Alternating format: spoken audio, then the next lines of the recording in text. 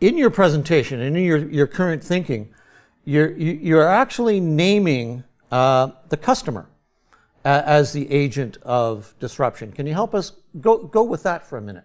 Right. So the one thing that we can see as a common element in every story of disruption is here you had a business that was making money because it had customers. And then at some point, at a rate that was surprising to the people inside the organization, those customers stopped spending money with that organization in pursuit of an experience they preferred. And it might have been a different business model or a different technology or an asymmetrical competitor, but in every case it was an experience they preferred to the one that they had before. Mm-hmm. And so if we're looking for a theory that is a foundation for practice, there's no confusion over this one. In every single case, the customers left in pursuit of an experience they preferred. Right. So I totally agree with that. And with you, how can businesses change the way they're thinking by changing their perspective on this? Right. So here's what's interesting. It's not lost on most businesses, most executives, that it's important to focus on the customer.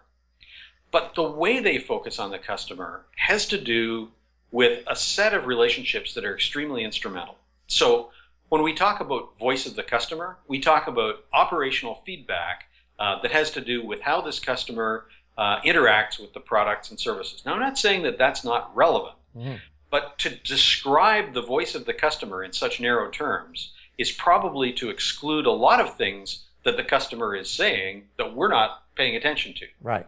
When we talk about customer journey, there's a notion that all these customer journeys have this, they're united by this destination that they're buying from the organization. But we know, of course, that that's not always the case. Customer journeys can go in all sorts of directions.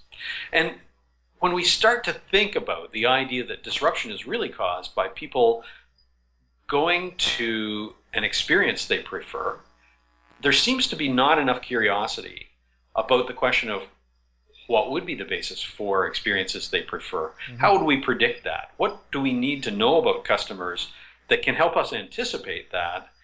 And this, it seems to me, is the basis for the kinds of exploration that are required for an organization to be resilient over the long term. Wow. So that kind of leads me to believe then, based on what you're hearing and understanding from the customer, you are the disruptive force with the customer. Yeah, it calls for a different kind of curiosity. And I think a way of thinking about questions like the notion of customer loyalty. Are people loyal to the brand? Are they loyal to the business?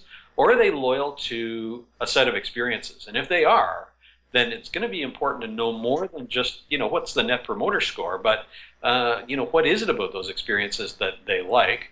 And if those experiences are a stepping stone towards something that they're going to like better, it's an awfully good idea to understand that. Yeah.